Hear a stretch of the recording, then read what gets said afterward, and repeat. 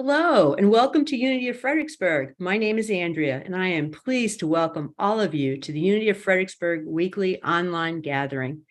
At Unity of Fredericksburg, we are advancing the movement of spiritual awakening and transformation through unity, a positive path for spiritual living. For those of you watching on YouTube, live or later, be sure to say hi in the chat thread, like this video, and subscribe to the Unity of Fredericksburg YouTube channel. If you're able to attend live, we encourage you to join us in the Zoom community room for the full Sunday morning experience, including music, prayer, and connection. Send an email to info@uofva.org to receive the Zoom link. And for everyone local to Central Virginia, Unity of Fredericksburg offers a variety of fun and enriching in-person gatherings every month. Subscribe to our weekly newsletter at uofva.org for all the details. Our message today comes from Roy Berkowitz. Roy Berkowitz has attended Unity since 1990 and has been speaking at his home church, Unity Center of DC, and Unity centers throughout Virginia since '96. Before he retired in 2017, Roy worked at HIV clinics as supervisor of HIV testers, as a mental health counselor, and as a trainer of doctors, nurses, social workers, and healthcare workers throughout Virginia to work with diverse HIV-infected, affected, and at-risk people. In retirement, Roy continues to consult and volunteer in the health field, working with safety net programs for un- and underinsured and Virginia's Medical Reserve Corps. Roy is a produced and published playwright, and in 2013, one of his one-act plays was turned into an award-winning short movie, which played the independent film circuit. His spiritual journey has informed his writing, his teaching, and all aspects of his career as he continues to have moments of touching his Buddha nature, his Christ light, his belief in the inherent worth and dignity of everyone. Of course, some days are better than others. And now here's Roy Berkowitz. Good morning, folks. Some days are better than others, certainly. It's so nice to be here. Okay. Nothing, not one thing, hurts us more or causes us to hurt others more than our certainties.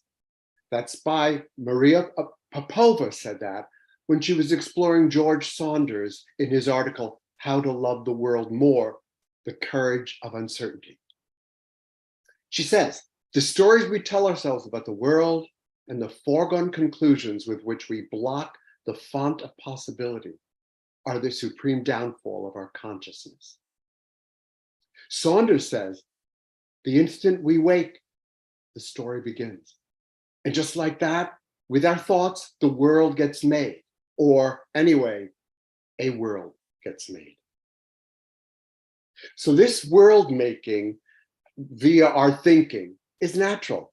Is there harm in it? Well, yeah, often, because we think in the same way that we hear or see, within a narrow survival enhancing range. Our thoughts are similarly restricted. All of this limited thinking has an unfortunate byproduct, ego. Okay, so just like that, this entity, let's call it Roy, this entity becomes real, and he's located at the exact center of the universe, and everything is happening in his movie, so to speak. It's all somehow both for and about him.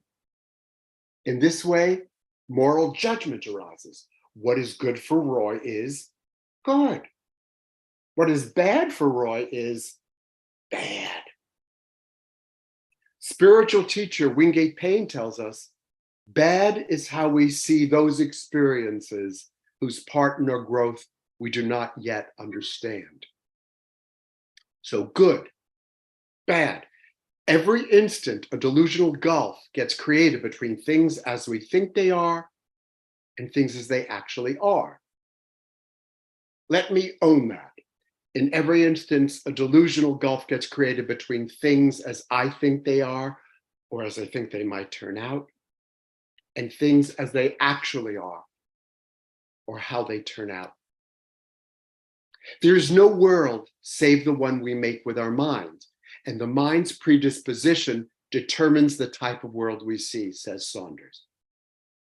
Now, where have you heard that before? Every Sunday? In some shape, form, song, message? If you're lucky, maybe even during the week. The mind's predisposition determines the type of world we see. Predisposition, it's a tendency to act or think in a certain way. My predisposition comes from experiences in the past, genetics, parents, perhaps from generational trauma, some invisible partners. But no excuse. They're still my thoughts. How I view things, what I think, and then react to what is happening tends to be more powerful than what is actually happening. And I learned this over and over and again and again and again. I think, which means I'm sure. Therefore, I am probably wrong, after which I speak, and my wrongness falls on someone else thinking wrongly, and then there are two of us thinking wrongly, and, well, being human, we can't bear to think without taking action, which, having been taken, might make things worse. But I was so sure.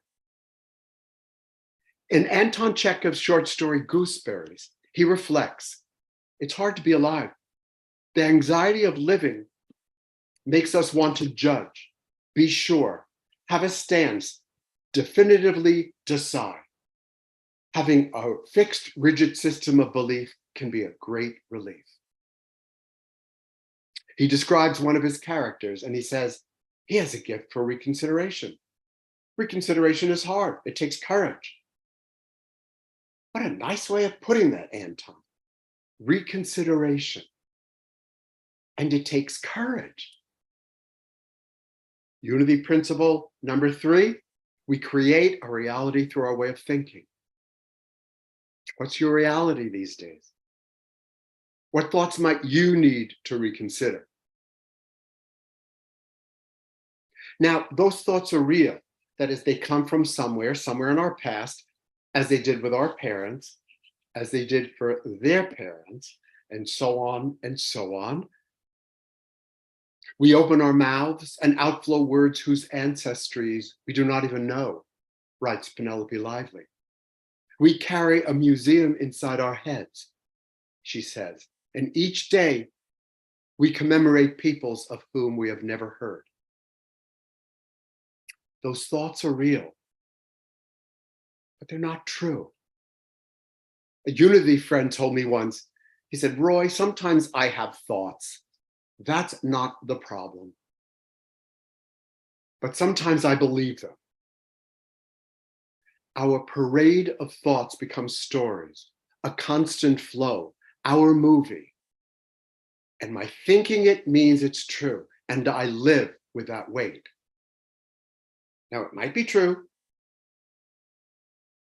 but our thinking does not make it so. Is the thought coming from love, fear, from your divinity, or your scared child who developed it years ago, that thinking to survive? No matter where it came from, does the thought enlarge or diminish you? Does it add to your inner peace, sense of well-being, or not? Here's a hint. Is the movie of your life called misery? Or is it as good as it gets? Again, the stories we tell ourselves about the world and our far foregone conclusions with which we block the font of possibility are the supreme downfall of our consciousness. Okay. So where is all this coming from? Recently, I needed to go to Vermont to be with my sister who was having hip surgery. It meant a chunk of time together. Now, I love my sister, but we've never spent that much time together. Away from here, from my routine, from my saner, more grounded thinking, as if I couldn't bring that with me. All sorts of thoughts went through my head weeks before going. The what ifs. What if it doesn't go well? A typical visit of 3 days works fine, but 2 weeks? What if I get depressed or we get into family stuff? She's saying the mayflies are out there, so we probably can't sit on the deck. Oh my God, I'll go nuts if I can't sit on the deck when I'm in Vermont. I even thought, what if something happens to my car on the trip up there and I can't take her to the hospital? Now, I was at a vulnerable place because there were many other things going on in my life. But when I'm at vulnerable places, it's easier for me to tune in to those thoughts. I was uncertain as how it would unfold. Okay, sure.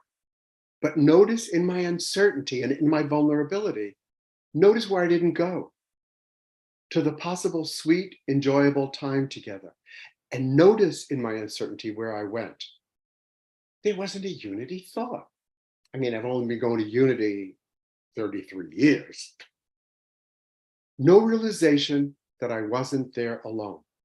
There was no, I shall be healed as I let Spirit teach me to heal. Going along with that, there was no sense of my ability to be able to handle whatever happened. Uncertainty shouldn't be allowed to uproot our identity. I'm resilient. I've taken care of, navigated through much more challenging situations. I might mess up, and I'm able to own that. I wasn't certain of what might happen. Yes, of course, but it doesn't have to stand in the way of the gift that I am to her. I guess the ultimate question is, are we uncertain of Spirit's presence within us? And I think that's where I got into trouble. It takes me a while to remember that I'm not alone in some of my life adventures. I truly believe that I'm not alone. It's just that I don't start there. And at times I slog through what Hollis calls swamplands of the soul before I get there. Maybe some of you relate. Okay, so uncertainty, sure, about the state of the world, our nation, the climate, COVID.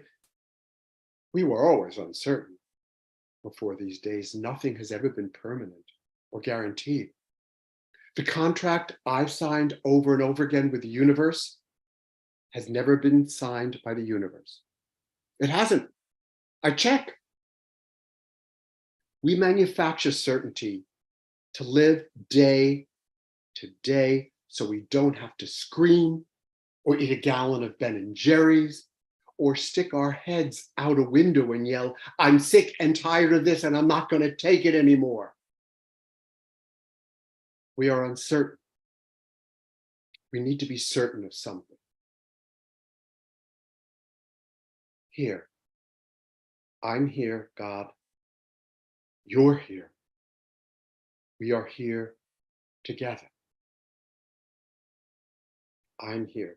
You're here. We are here together. Uncertainty need not uproot our connection with Spirit, with Source, with our higher power. Anyway, my movie of this would have bombed at the box office.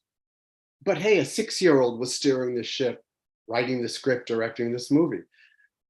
And just like that, our thoughts, the world gets made or a world gets made. Stories we tell ourselves about the world, the supreme downfall of our consciousness, and a barrier of the gift that we are to others. But you know, our story is just part of the problem. It's our attachment to it that makes it live on and define the kind of lives that we lead. The way I was attached to it before I went to Vermont. Buddhists talk about clinging and attachment as a source of suffering. Charles Fillmore says a healthy state of mind is attained and continued when the thinker willingly lets go of the old thoughts and takes on the new. Letting go. How many times have we heard that phrase?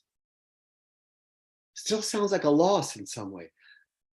But I heard somebody define letting go as unburdening ourselves, and I loved that. Unburdening myself. with thinking something like, I'm not going to Vermont alone.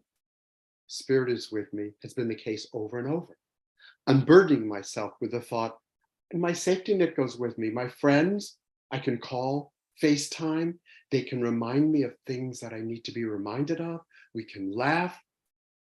Unburdening myself with, if you're worried about the car, take it to the mechanic who you trust to look it over. Duh. I did. I am the writer of these scripts, which inform my feelings, my actions, my interactions, my mental well-being. I'm the director too, and the producer, the actor, the extras, the costume designer, the set designer, the gaffer, the sub-gaffer. I'm the ticket seller, and hopefully, I'm the audience, the witness who might be able to observe if I've co-created a script that is created with spirit or created up here behind enemy lines. So am I open to reconsideration, a correction? The miracle is just that, a correction of an illusion, a shift in perception, the undoing of a belief that we're separate from others. We don't have to change the facts. Instead, we create a different narrative about what the facts might mean. And there are so many moments and opportunities that offer a correction of our illusions, that invite us to expand our perceptions and return to that spark of divinity. To use our minds in the service of life by constantly choosing what we'll focus on and not believing everything we think, every story we create from those thoughts. And to let that spark of divinity create new what ifs.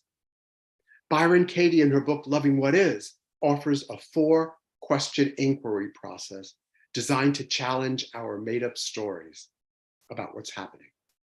What's her 4th question? Her 4th question is, what if the opposite of our story were true? At times, we need to reconsider. Like something a friend shared with me when I told him I was going through this. And when he's in his head and making his movie and his story, sometimes he's able to stop. And he says, my story may be true in whole, in part, or not at all. Thoughts are natural. It's what the mind does. Stories unfold. But my story may be true in whole, in part, or not at all. And then he said, he hoped we could be kind to ourselves for having a story-making mind and appreciate those times when we can hold that without buying into them. For when we buy into them, that delusional gift gets created, a gulf between things as we think they are and things as they actually are. So, what thought, what story would you need to stop buying into for that gulf to narrow? And what would that be like?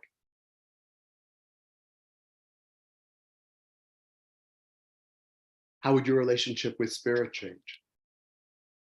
With yourself? With others? If at times you struggle like me, I invite you to observe your thoughts, the voices in your head. Don't judge them. Witness them. Richard Rohr talks about the compassionate witness. Eckhart Tolle reminds us that we're not the voice, the one who is aware of it. You are the awareness. Can you look at your suffering without judging it? I see the suffering. I'm here with you. I'm not fixing it or making it okay or taking it away. Can I be a compassionate witness rather than a fixer for one moment? So when I was going through this, I started to pray to powers of the universe out there. And then, of course, remembered what one of the Unity minister reminded us, that I have those powers of the universe within me. Not, I'll ask God, but ask myself. Not God's in charge, but the God in me is in charge. As someone said, The most pervasive delusion of our time is that I can find the answer outside of me. So I thanked my team. And I'm talking about my internal team, all the parts of me, the loving part, the scared part, the compassionate part, the anxious part, the part that takes care of things, the part that ruminates. Speaking of my parts, let me tell you what a psychologist wrote about why those parts often develop. My needs weren't met. I developed coping mechanisms to deal with my needs not being met, and those coping mechanisms have created more suffering for me. I wonder if that resonates for some of you. After all, dear parts of Roy, I am not the scared 6-year-old. Let me bring you up to date with how life is now. I'm the scared 72-year-old, but not always, and who is aware of it, and who at 72 has skill and spiritual foundation and mighty companions to help me navigate that. The 72-year-old who can love the little boy who long ago was so scared because he knew he was different. He didn't know how he was different, but he knew it wasn't good. And he worked to hide it. And parts, you all helped him survive back then. Self-compassion is needed. What goes through your mind when you're compassionate with someone you care about? What goes through your heart? That's what you deserve. It's not self-pity, but an understanding and a tolerance and patience towards those aspects of your personality you don't like, those coping mechanisms that cause you pain. It's not feeling sorry for yourself, but seeing your imperfections with kindness, part of the human condition. Unity principle number 5, knowledge of spiritual principles is not enough. We must live them. It strikes me that having self-compassion is living them. Believing you deserve compassion and acting as such is living them. I spoke to a friend while I was in Vermont, talked about some of these things. She's from Unity. She summarized my experience in this profound statement. She said, when we think certain thoughts, we stand in the way of the gift that we are to other people. We stand in the way of the gift that we are to other people.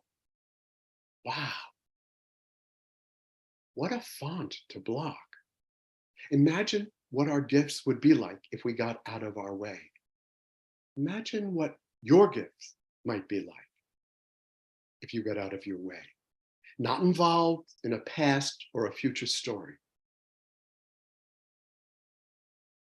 Each of us selects the law under which we will live, wrote Emily Cady. It's not true that we make the law, but we decide which law we will obey. Do we obey the law of a 6-year-old, of generations past, of that shadow government at work within us that tell us our thoughts equal the truth? Anyway, let me tell you how Vermont worked out. Night of my sister's surgery, I was invited to stay at a condo in Bennington, someone I didn't know, an old friend's friend, who happened to be a trustee on the board of the hospital my sister was having the surgery. Such a gracious invitation. The condo was 3 minutes from the hospital. I spent a silent, peaceful night alone there, picked my sister up the next morning. Her surgery went great. Nurses were wonderful. She was clear-headed. She healed quickly. She became independent quickly at home. I don't cook. Her friends brought chicken parmesan, homemade chicken pot pie, lasagna, salad, sausages. Now, I still had my moments. And I was clear that it was about me and my stuff. And that was really helpful. And I worked on this message to reorient, to remind myself during that week and a half. And she's doing great. And I was a healing presence for the most part. Oh, and my car did just great. But none of that was part of my movie the weeks before I drove up. My story may be true in whole, in part, or not at all. In this case, not at all. The invitations to expand continue to arrive for, I think, all of us. Invitations to step into our courage, into our fullness, to be present to uncertainty and to whatever is right now, and without giving up our identity or connection to Source. It's time to unburden ourselves. It's time to reconsider and to remember who we are. So that means you decide which parts of my story, you decide which parts of your story are true for you in whole, in part, or not at all.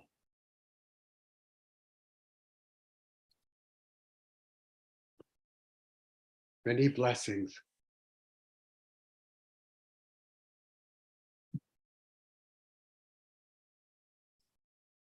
And now, if you would join me for meditation.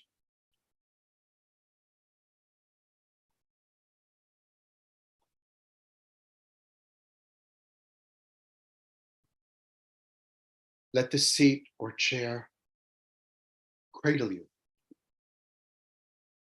Let it support you and feel what that support is like. Notice your breath. It's the breath of life.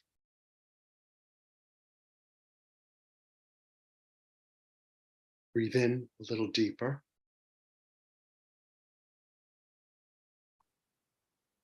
Again. And then when you breathe in, invite spirit in. Here. I'm here, spirit. You're here. We are here together.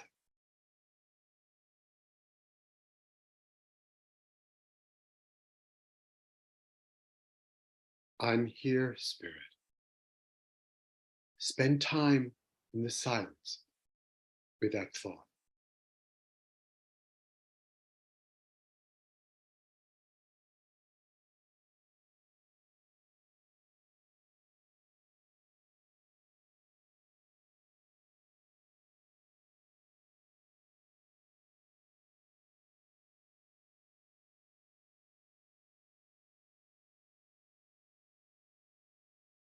You're here, spirit. Spend time in the silence with those words. Notice what they bring up. And whatever they bring up, just let it be. There's no right, there's no wrong, there's no good, there's no bad.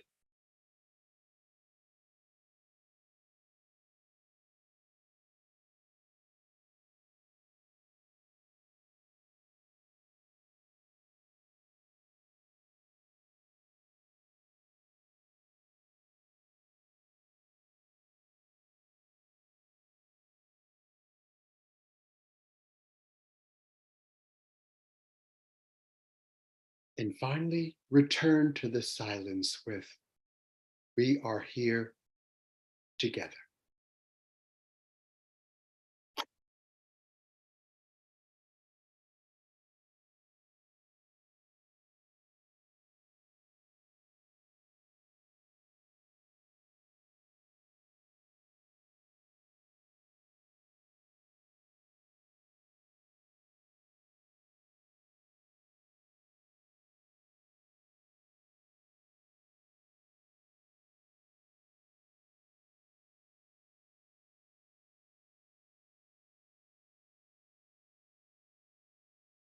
Here.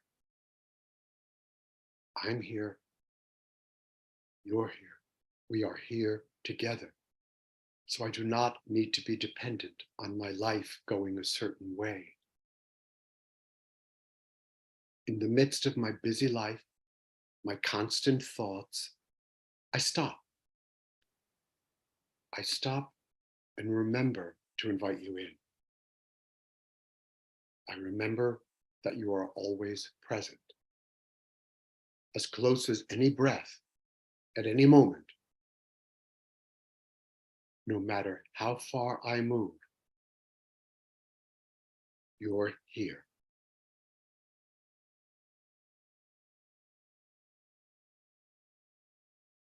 And so it is.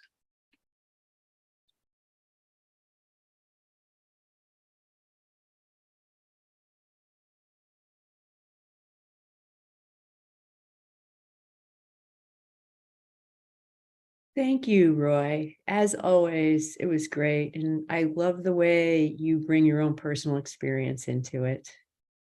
Thank you. And thank you all for watching the weekly broadcast from Unity of Fredericksburg. Visit our website, uofva.org, to learn more about our mission of spiritual awakening and transformation, and support our ministry with your financial donations. Thanks again for watching.